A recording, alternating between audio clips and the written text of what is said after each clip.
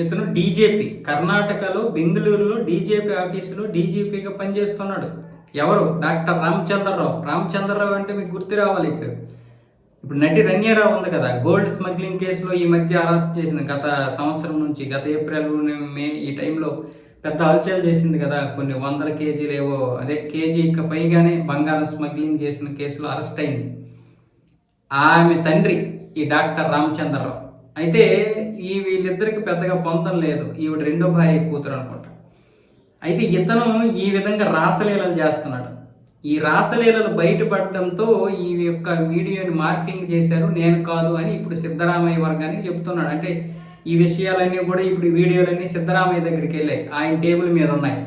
ఇప్పుడు ఇది పెద్ద రాజకీయ సంచలనంగా మారుతుంది. అక్కడ వైరల్ అయిపోయి వీడియోలన్నీ కూడా అది స్పష్టంగా తెలుస్తోంది.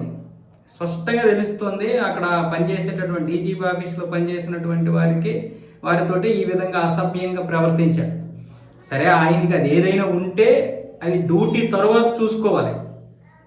ఆయన సపరేట్గా ఏదైతే వ్యక్తిగత ప్లేస్లు ఉంటాయో, ఆయనకి సపరేట్గా ప్రైవేట్ ప్లేస్లు ఉంటాయో, అలాంటి పరిస్థితులు ఏదైనా ఉంటే అది అక్కడ చూసుకోవాల్సింది పోయి ఈయన డైరెక్ట్గా వేరే సమావేశం బయట నడుస్తుంటే ఇక్కడ డీజీపీ హోదాలో ఇలాంటి పనికిరాని పనులు చేస్తున్నాడు. అక్కడ ఉన్నటువంటి వారు దీన్ని వీడియోలు తీసేసి ఇప్పుడు బయట పెట్టారు.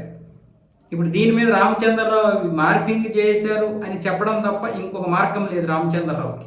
ఇది బదిలీ ఉంటుందా, లేకపోతే సస్పెండ్ చేస్తారా, లేకపోతే డిస్మిస్ చేస్తారా అంటే బహుశా డిస్మిస్ చేయకపోవచ్చు. అసలు పోలీసు వ్యవస్థలోనే ఉంది కదా, అసలు ఏ దౌర్భాగ్యం అంతా ఇక్కడ ఏడ్చింది కదా. సుప్రీంకోర్టు ఏం చెప్పింది? 18 సంవత్సరాలు దాటినటువంటి వారు ఎవరైనా ఎవరితోటైనా ఏమైనా చేసుకోవచ్చు. అంటే లైంగికంగా ఇది వేధింపులకి రాదు, లైంగిక తప్పులు కాదు. ఆఫీసులో ఇలాంటి కార్యక్రమాలు చేశాడు, రాసలీలలు బయటపడ్డాయనే తప్ప ఇంకా అతని మీద ఎటువంటి యాక్షన్ తీసుకోవడానికి లేదు.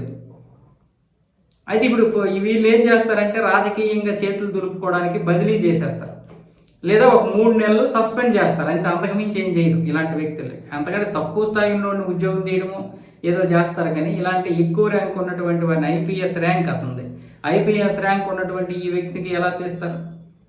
కాబట్టి ఇలాంటి విషయాలన్నీ కూడా మరొక 10 రోజుల తర్వాత మనం అందరం మర్చిపోతాం. 10 రోజులు కావచ్చు, ఒక వారం రోజులు కావచ్చు, ఇదే జరుగుతుంది. ఇలాంటి వాడు మనకి డీజీపీ అయ్యాడు.